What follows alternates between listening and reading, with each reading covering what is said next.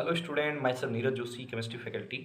आज हम डिस्कस करने जा रहे हैं कॉलिगेटिव प्रॉपर्टीज़ को। लास्ट क्लास मैंने कुछ कॉलिगेटिव प्रॉपर्टीज़ को आपके सामने डिस्कस किया था। लास्ट क्लास मैंने depression in freezing point and relative lowering in vapour pressure को डिस्कस किया था। आज हम डिस्कस करने जा रहे हैं elevation in boiling point and osmotic pressure को। सबसे पहले हम किसको समझेंगे? एलिवेशन इन बॉइलिंग पॉइंट को। तो एलिवेशन इन बॉइलिंग पॉइंट का मतलब कुछ नहीं है। मैंने लास्ट क्लास मैंने बताया था कि जो भी जितनी भी चार टाइप की जो कॉलिगेटिव प्रॉपर्टीज़ थी आपके पास, है ना, वो सिर्फ एप्लीकेबल होती हैं जब आप सॉल्वेंट को लेते हो लिक्विड फॉर्म पे और सॉल्यूट को लेते हो आप सॉलिड फॉर्म पे, तभी आपकी कॉलिगेटिव प्रॉपर्टी डिफाइन हो सकती है। समझ रहे हो? चलो फिर एलिवेशन इन बॉइलिंग पॉइंट को डिफाइन करते हैं विथ एग्जाम्पल। तो एलिवेशन इन बॉइलिंग पॉइंट भी क्या है आपका कॉलिगेटिव प्रॉपर्टी। कॉलिगेटिव प्रॉपर्टी है तो डिफाइन कहाँ पर होंगी? सॉल्वेंट लेना पड़ेगा अपने लिक्विड फॉर्म पे। ये मैंने पानी लिया है लिक्विड फॉर्म पे और इस पर आपको डालना पड़ेगा कोई नॉन वोलेटाइल सॉल्यूट। नमक डाल देना इसमें, या चीनी डाल देना है, ग्लूकोज डाल देना। जितने भी आपके नॉन वोलेटाइल सॉल्यूट हैं वो लिक्विड सॉल्वेंट में मिला दो। होगा क्या?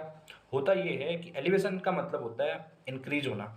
एलिवेशन इन बॉइलिंग पॉइंट का मतलब ये है कि जब आप लिक्विड सॉल्वेंट में नॉन वोलेटाइल सॉल्यूट ऐड करोगे तो लिक्विड का बॉइलिंग पॉइंट क्या हो जाता है बेटा? बढ़ जाता है। मतलब पानी का प्योर फॉर्म पे जो बॉइलिंग पॉइंट है वो 100 डिग्री सेल्सियस होता है। अभी मैं पानी के एग्जांपल से समझा रहा हूँ, लेकिन अगर इसमें आप नमक, चीनी या कुछ ग्लूकोज वगैरह नॉन वोलेटाइल सॉल्यूट डालोगे, अब जो सॉल्यूशन बनेगा उसका बॉइलिंग पॉइंट 100 डिग्री सेल्सियस नहीं रहेगा। 100 से ऊपर कुछ भी हो सकता है, वो तो डिपेंड करेगा नंबर ऑफ सॉल्यूट पार्टिकल्स पर। इसमें आप कितनी चीनी डाल रहे हो या कितना नमक डाल रहे हो या कितना ग्लूकोज घोल रहे हो, उस पर डिपेंड करेगा कि टेम्परेचर जो बॉइलिंग पॉइंट है वो कितना इंक्रीज होगा।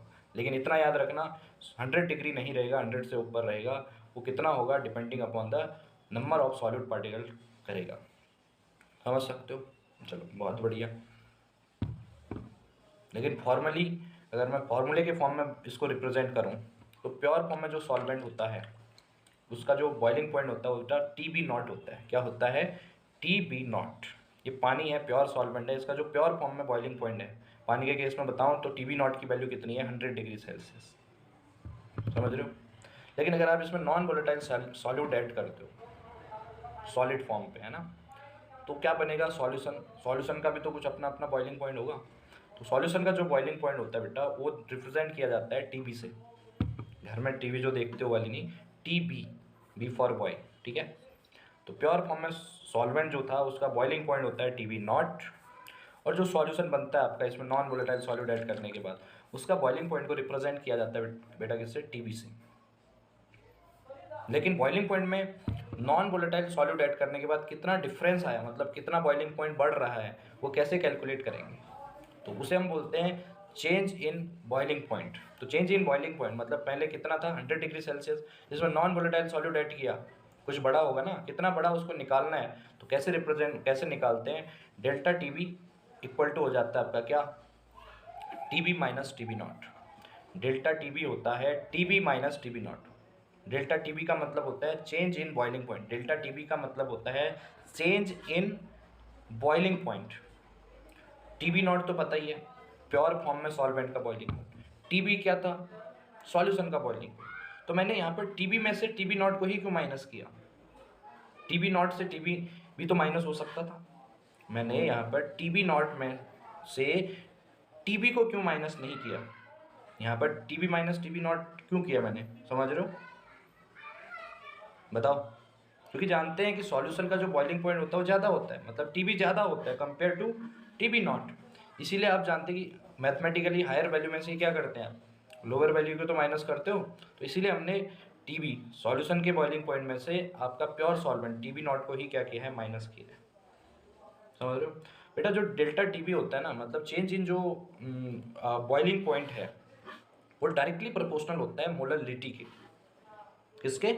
मोलरिटी के। मतलब स्मॉल एम पे मोलरिटी समझते हैं ना, वो क्या होती है? मोलर स्मॉल एम से रिप्रेजेंट किसको करते हैं? मोलरिटी। तो जो बॉइलिंग पॉइंट का जो चेंज है, मतलब जो डेल्टा TB है वो डायरेक्टली प्रोपोर्शनल होता है मोलरिटी के, स्मॉल एम के। तो अगर मैं फॉर्मूले को बनाऊं तो delta TB directly proportional to क्या हो जाएगा?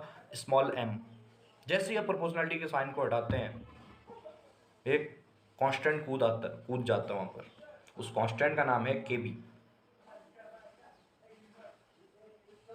KB का मतलब किशोर वल्लभ नहीं है। KB एक elevation in boiling point constant है। तो फॉर्मूला क्या बनेगा, अगर प्रोपोर्शनलिटी साइन हटाए वहाँ से, तो पहले क्या था, delta T B directly proportional to small M. जैसे ही प्रोपोर्शनलिटी साइन हटाते तो डेल्टा टी बी की वैल्यू हो जाती है equal to K B into small M के। तो प्रोपोर्शनलिटी के साइन को हटाते क्या आया, के बी कॉन्स्टेंट आया, और के बी का मतलब होता है elevation in boiling point constant. समझ रहे हो? तो फॉर्मूला क्या बना, delta T B equal to K B into small M, और स्मॉल एम तो जानते हैं मोलरिटी होती है, और मोलरिटी की वैल्यू रख दो, एक नया फॉर्मूला और ड्राइव हो जाए। तो मोलरिटी क्या होती है, moles of solute upon mass of solvent in KG. Solute के मोल कैसे निकलते हैं, weight of solute divided by molar weight of solute से। तो वेट ऑफ सॉल्यूट को हम किससे रिप्रेजेंट करते हैं, W2 से। मोलर वेट ऑफ सॉल्यूट, जो मोलर वेट ऑफ क्या होता है सॉल्यूट, उसको किससे रिप्रेजेंट करते हैं, M2 से। तो मोल्स ऑफ सॉल्यूट का फॉर्मूला क्या बनेगा, W2 बाई M2। समझ में आई ना, तसल्ली हुई, ठीक है। नीचे क्या है, एम का फॉर्मूला क्या था, स्मॉल एम का फॉर्मूला क्या था, मोल्स ऑफ सॉल्यूट, जिसकी वैल्यू तो आपने रख दी W2 बाई M2, अपॉन क्या होता है मोलरिटी का, mass of solvent in KG. Solvent के मास को हम W1 से रिप्रेजेंट करते हैं। अगर मान लो W1 ग्राम पे दिया है तो हमें तो रखना है केजी में, तो ग्राम को केजी में बदलने के लिए क्या करेंगे, W2 बाई 1000। तो फॉर्मूला क्या बनेगा आपके पास, delta T B equal to हो जाएगा के बी इंटू एम की जगह हमने क्या क्या रख दिया, W2 by M2 upon W1 by 1000। Finalise अगर फॉर्मूले की बात करूं तो डेल्टा टी बी होगा, एक delta T B equal to K B into क्या, W2 इंटू बोलो 1000 अपॉन M2 इंटू W1।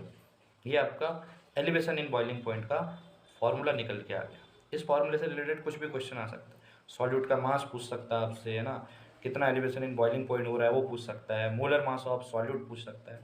तो आपको मैंने सिंबॉलिक रिप्रेजेंटेशन से समझा दिया कि किसका मतलब क्या है। एलिवेशन इन बॉइलिंग पॉइंट कर सकते हो, ठीक है, थैंक यू। और कल जो नेक्स्ट लेक्चर होगा उसमें हम ऑस्मोटिक प्रेशर को समझेंगे, और इससे रिलेटेड आपको डाउट्स भी सॉल्व करवाऊंगा। जितने भी डाउट्स हैं आप कमेंट सेशन में बताएं। Thank you for watching my video.